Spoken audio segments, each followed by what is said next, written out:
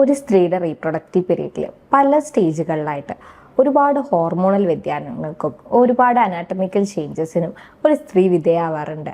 നമ്മൾ first periods ആവുന്നത് തൊട്ട്, അതായത് മെനാർക്കെ ആർത്തവാരംഭം മുതൽ പിന്നെ ഓരോ മാസങ്ങളുള്ള പീരീഡ്സ്, പ്രഗ്നൻസി, ഈ സമയത്തൊക്കെ ശാരീരികവും മാനസികവുമായിട്ടുള്ള ഒരുപാട് വ്യത്യാസങ്ങളിലൂടെ സ്ത്രീ ശരീരം കടന്നു പോകുന്നുണ്ട്.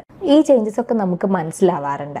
എന്നാൽ അതുപോലെ തന്നെ ഇമ്പോർട്ടൻ്റ് ആയിട്ടുള്ള ഒരു കാലഘട്ടമാണ് മെനോപോസൽ പീരീഡ് എന്ന് പറയുന്നത്. അതായത് ഒരു സ്ത്രീക്ക് ആർത്തവ വിരാമമാവുന്ന കാലഘട്ടം. ഈ സമയത്തും നമ്മുടെ ബോഡിയിൽ ഇതുവരെ ഉൽപ്പാദിപ്പിച്ചുകൊണ്ടിരിക്കുന്ന ഒരുപാട് ഹോർമോണുകളുടെ അളവ് കുറഞ്ഞു വരികയും ആ ഡെഫിഷ്യൻസി കാരണം ശരീരം പല സിംറ്റംസും കാണിക്കുകയൊക്കെ ചെയ്യാറുണ്ട്. എന്നാൽ പലപ്പോഴും നമ്മൾ അതിനെക്കുറിച്ച് അധികം അവെയർ ആവാറില്ല.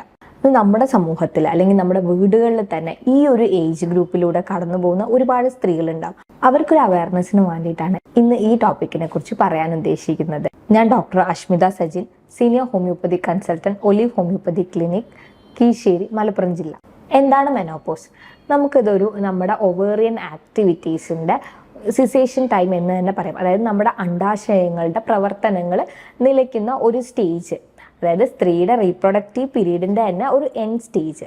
നമുക്കറിയാം, സ്ത്രീകളുടെ അണ്ഡാശയങ്ങളിൽ നിന്ന് ഓരോ മാസവും അണ്ടങ്ങൾ വികസിച്ച് പൂർണ്ണ വളർത്തിയെത്തിയ അണ്ടങ്ങൾ അണ്ടവിസർജനത്തിലൂടെ പുറത്തു വരികയും അത് ഓരോ മാസവും പീരീഡ്സ് ആയിട്ട് പോവുകയൊക്കെ ചെയ്യുന്നു. എന്നാൽ ആർത്തവവിരാമത്തോടനുബന്ധിച്ച് ഈ ഒരു പ്രോസസ്സ് നിലയ്ക്കുന്നു.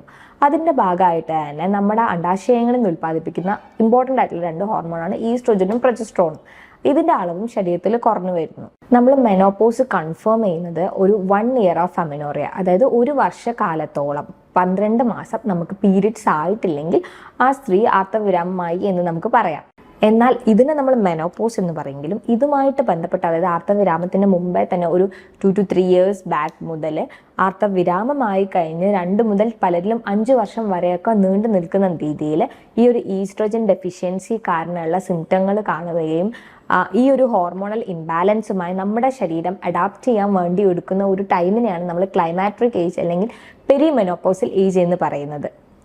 നേരത്തെ പറഞ്ഞു, അണ്ഡാശയങ്ങളുടെ ആക്ടിവിറ്റീസ് കുറയും, അണ്ടവിസർജനം നടക്കില്ല എന്നൊക്കെ.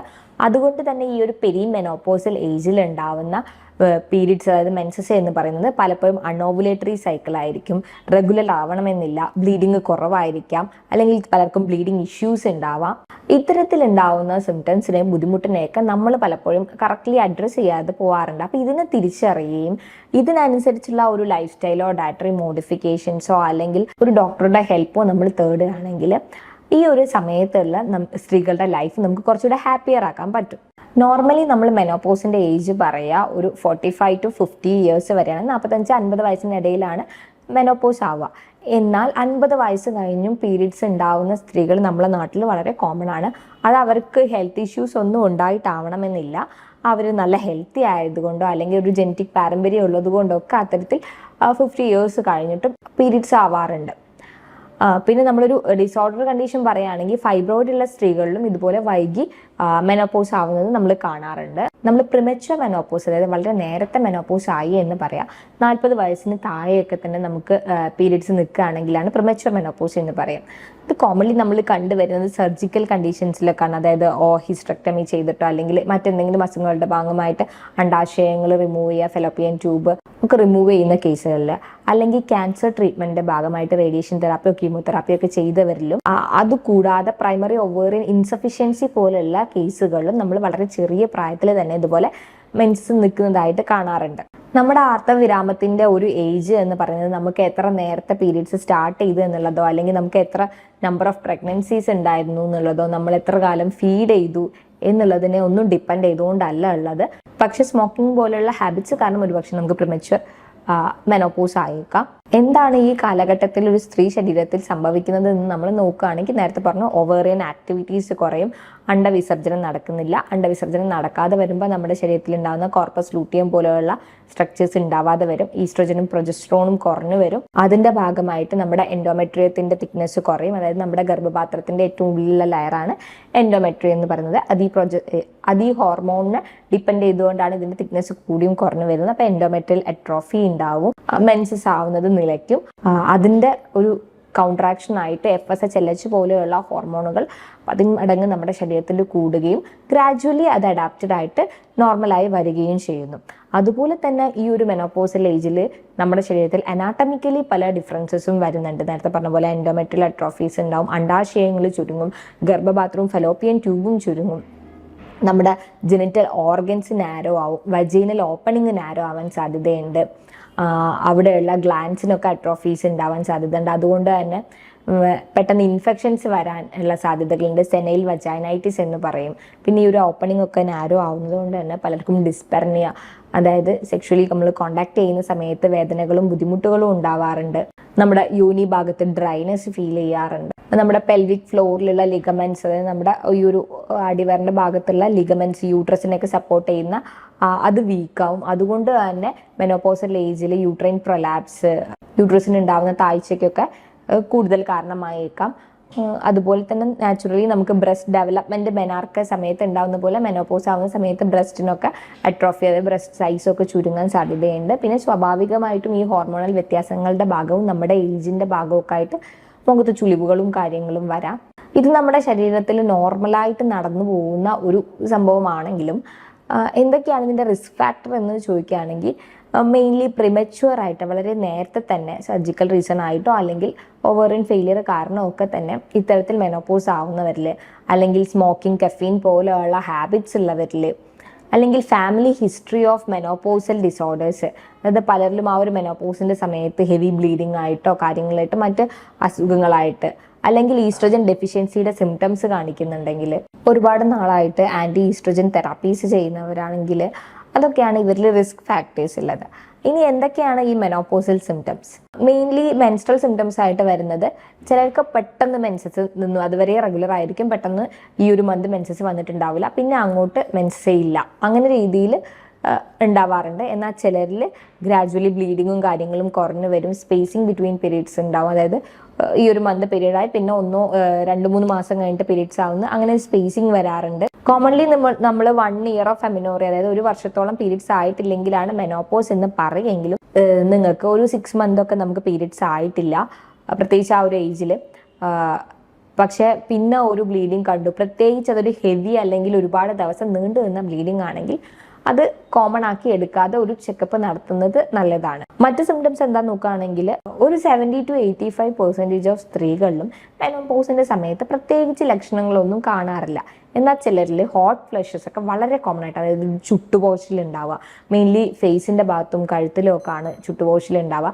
അതൊരു 2 to 5 മിനിറ്റ്സ് ഒക്കെ മാത്രം നിൽക്കുന്ന ഓരോ എപ്പിസോഡ്സ് ആയിരിക്കും. അത് കഴിഞ്ഞ് അവർ വല്ലാണ്ട് വിയർക്കും. അത് കാരണം അവർക്ക് നമ്മൾ ചെയ്യുന്ന ജോലികളിൽ കോൺസെൻട്രേറ്റ് ചെയ്യാൻ പറ്റുന്നില്ല, ഇറിറ്റബിലിറ്റി ഉണ്ടാവാം, ഉറക്കത്തിന് ബുദ്ധിമുട്ടുണ്ടാവാം, ഒരു പക്ഷേ ഡിപ്രഷൻ സ്റ്റേജിൽ വരെ അവർ പോവാം. എന്നാൽ പോകെ അതിൻ്റെ ഫ്രീക്വൻസിയും സിവിയാരിറ്റിയും കുറഞ്ഞു വരികയും ഒരു മെനോപോസ് കഴിഞ്ഞ ഒരു 2 years ഒക്കെ ആകുമ്പോഴത്തേക്ക് തന്നെ അതവർക്ക് അതിനോട് അഡാപ്റ്റഡ് ആവുകയും അതിൻ്റെ സിവിയാരിറ്റി കുറഞ്ഞു വരികയും ചെയ്യും. അതുപോലെ തന്നെ പലരിലും പിൻ ആൻഡ് നീഡിൽ സെൻസേഷൻ, ഒരു കുത്തിപ്പറി സെൻസേഷന് കാര്യങ്ങൾ ഉണ്ടാവാം. പിന്നെ ചുളിവുകൾ വരാം. നമ്മുടെ ലുക്കിനെ കുറിച്ച്, നമ്മുടെ അപ്പിയറൻസിനെ കുറിച്ച് നമ്മൾ ബോധേഡ് ആവാം. പിന്നെ ഈ വജൈനൽ ഡ്രൈനെസ്സും കാര്യങ്ങളൊക്കെ ഉള്ളത് കൊണ്ട് തന്നെ പലരിലും സെക്ഷുവൽ ഡിസയർ കുറഞ്ഞു വരുന്നതായിട്ട് കാണാറുണ്ട്. എന്നാൽ ചിലരിൽ മെനോപോസ് ആയി ഇനി പീരീഡ്സിനെ കുറിച്ച് വറി ചെയ്യേണ്ട, പ്രഗ്നൻസിനെ കുറിച്ച് ടെൻഷൻ അടിക്കേണ്ട, ചില കേസുകളിൽ സെക്ഷുവൽ ഡിസയർ കൂടുന്നതായിട്ടും കാണാറുണ്ട്. അതുപോലെ തന്നെ നേരത്തെ പറഞ്ഞ പോലെ പെൽവിക് ലിഗമെന്റും കാര്യങ്ങളൊക്കെ വീക്ക് ആവുന്നതുകൊണ്ട് പ്രൊലാപ്സിനുള്ള സാധ്യതകളുണ്ട്. പലരിലും യൂറിനറി ആൻഡ് ഫീക്കൽ ഇൻകോണ്ടിനൻസ്, അതായത് നമുക്ക് മൂത്രവും മലമൊക്കെ ഹോൾഡ് ചെയ്ത് പിടിച്ചു നിൽക്കാൻ പറ്റാത്ത കണ്ടീഷൻ ഉണ്ടാവാറുണ്ട്. വജിനൽ ഇൻഫെക്ഷൻസ് ഉണ്ടാവാം. പിന്നെ നമുക്കൊരു മെനോപോസിന് ശേഷം നമ്മൾ പറഞ്ഞ ഈസ്ട്രോജൻ ഡെഫിഷ്യൻസി, ഈ ഹോർമോണൽ ഡെഫിഷ്യൻസി കാരണം, ഈസ്ട്രോജൻ എന്ന് പറയുന്ന ഹോർമോൺ നമ്മുടെ ഹാർട്ടിനും ബോണിനും ഒക്കെ ഒരു പ്രൊട്ടക്റ്റീവ് സിസ്റ്റമായിട്ട് വർക്ക് ചെയ്യുന്നുണ്ട്. അപ്പോൾ അതിൻ്റെ ഒരു ലേറ്റ് സീക്വലായിട്ട് കോമൺലി നമ്മൾ സ്ത്രീകളിൽ നോക്കുകയാണെങ്കിൽ, ഇപ്പോൾ ഹാർട്ട് ഡിസീസ് ആണെങ്കിലും കാര്യങ്ങളൊക്കെ ആണെങ്കിലും ആർത്തവ വിരാമത്തിന് ശേഷമാണ് അധികമായിട്ട് കണ്ടുവരുന്നത്.